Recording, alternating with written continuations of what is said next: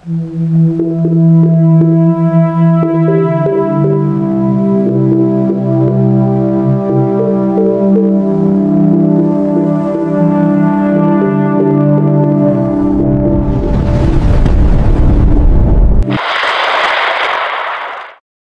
ang pinakabagong update tungkol sa Bagyong Uwan.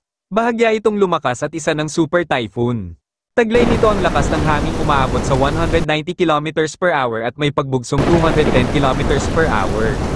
Kumikilos ito pakanluran hilagang kanluran sa bilis na 35 km per hour. Namataan ng bagyo sa silangang hilagang silangan ng Northern Samar. Base sa satellite image, napakalawak ng Bagyong Uwan na may radius na 720 kilometro, kaya sakop pa rin ito ang buong Luzon, kasama ang Visayas. Hindi lamang ang sentro ang dapat paghandaan kundi pati na rin ang mga lugar na maaapektuhan ng bugso ng hangin. Inaasahang magdudulot ito ng napakalakas na hangin na kayang magpatamba ng malalaking puno at makasira ng mga poste ng kuryente at mga pananim. Sasamahan pa ito ng malalakas na pag-ulan na magpapaapaw sa mga ilog at magdudulot ng pagragasa ng tubig sa kabundukan na maaaring magpalubog sa baha sa mga lugar na nakaranas na ng matinding pananalasa ng Bagyong Tino. Base sa aming pagmomonitor, bahagya itong nagbago ng direksyon at posible itong maglandfall sa Catanduanes. Unang landfall nito sa Catanduanes bago baybayin ng coastal water ng Bicol Region. Kapansin-pansin ng mata o sentro ng bagyo habang lumalapit ito sa Catanduanes. Hagip nito ang silangang bahagi ng Camarines Sur at Albay bago baybayin ng coastal water ng Bicol Region patungo sa Camarines Norte.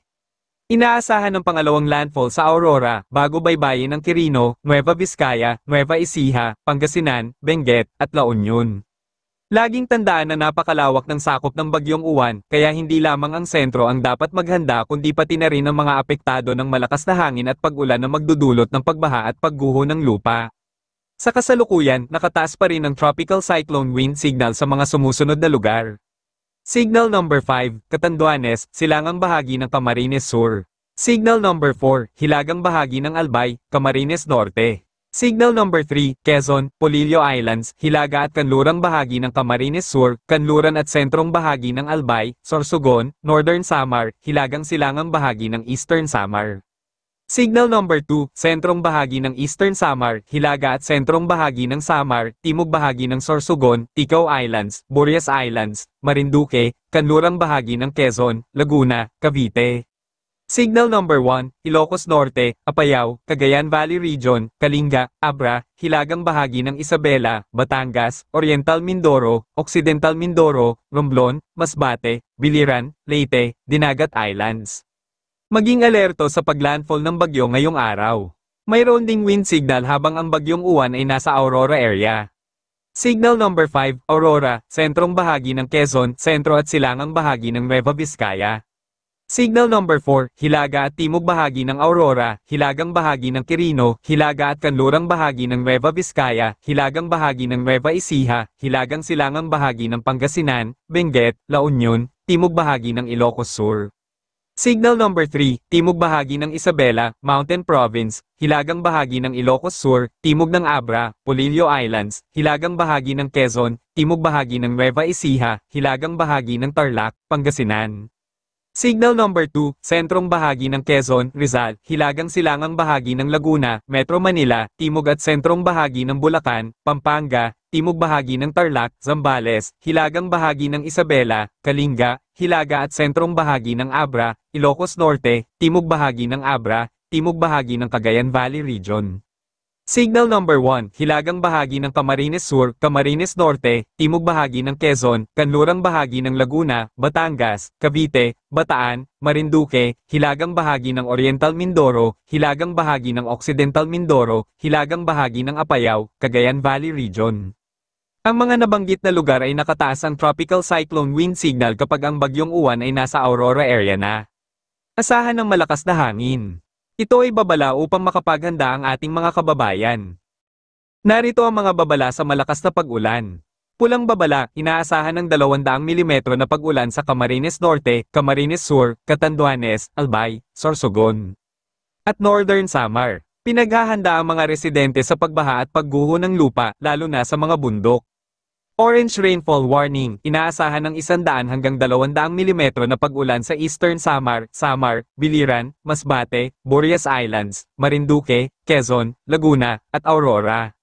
Yellow rainfall warning, inaasahan ng 50 hanggang 100 milimetro na pag-ulan sa Apayao, Cagayan Valley Region, Kalinga, Mountain Province, Ifugao, Isabela, Nueva Ecija, Pampanga, Bulacan, Bataan, Rizal, Metro Manila, Cavite, Batangas, Occidental Mindoro, Oriental Mindoro, Romblon, at Leyte. Maging alerto sa malalakas na pag-ulan, pagbaha sa mga mababang lugar, at pagguho ng lupa. Inaasahan na ngayong hapon ay mas lalapit ang bagyo sa Aurora at posibleng maglandfall ngayong gabi. Kaya may babala sa pag-ulan kapag ang bagyong Uwan ay nasa coastal water ng Aurora. Red rainfall warning, inaasahan ng 200 milimetro na pag-ulan sa Quezon, Zambales, Tarlac, Nueva Ecija, Pangasinan, Aurora, Quirino, Nueva Vizcaya, Benguet, La Union, Ifugao, Isabela, Mountain Province, Ilocos Sur, Kalinga, Abra, at Apayao. Orange rainfall warning, inaasahan ng 100 hanggang 200 milimetro na pag-ulan sa Ilocos Norte, Cagayan Valley Region, Pampanga, Bulacan, Bataan, Rizal, Metro Manila, Cavite, Laguna, Batangas, at Occidental Mindoro. Yellow rainfall warning, inaasahan ng 50 hanggang 100 milimetro na pag-ulan sa Camarines Norte, Camarines Sur, Marinduque, at Oriental Mindoro. Maging alerto dahil ngayong araw ang landfall ng Bagyong Uwan sa Catanduanes at babaybayin ng coastal water ng Bicol Region patungong Aurora. Narito naman ang babala sa ating karagatan. Gale warning, nakataas ang gale warning sa mga seaboard ng Marinduque, Masbate, Romblon, hilagang bahagi ng Cebu kasama ang Bantayan at Camotes Islands, Biliran, Leyte, Southern Leyte, Samar, Surigao del Sur, Northern Samar, Eastern Samar, Dinagat Islands, Surigao del Norte kasama ang Siargao at Bucas Grande Islands. Inaasahan ng mataas na pag-alon na maaaring umabot sa 2.8 hanggang 14 meters. Ipinagbabawal ang anumang aktibidad sa mga nabanggit na lugar. Storm surge warning, may babala sa storm surge sa mga baybayin ng Albay, Aurora, Cagayan Valley Region, Camarines Norte, Camarines Sur, Isabela, Pangasinan, Quezon, at Sorsogon. Red warning, inaasahan ng taas ng storm surge na 3 meters. Orange warning, Gonzaga, Cagayan, Camarines Sur, La Union, Northern Samar, Pangasinan, at Quezon na makakaranas ng pagtaas ng alon na aabot sa 2.1 hanggang 3 meters. Yellow warning, Bataan, Batangas, Bulacan, Abulog, Calayan, Cagayan, Cavite, Dinagat Islands, Eastern Samar, at Ilocos Norte na makakaranas ng pagtaas ng alon na aabot sa 1 hanggang 2 meters. Lumayo sa mga baybayin at manatili sa ligtas na lugar. Makipag-ugnayan sa inyong local government unit para sa paghahanda at subaybayan ang mga latest update ukol sa Bagyong Uwan. Kapansin-pansin na ang hangin ng bagyo ay tumatama na sa Samar Region. Mag-iba yung paghahanda dahil sa inaasahan nating pananalasan ng Super Typhoon Uwan ngayong araw. Ingat po tayong lahat at sana ligtas po tayo sa pagdaan ng Bagyong Uwan sa ating mga lugar. God bless. Para sa mga latest update, mag-subscribe sa aming YouTube channel.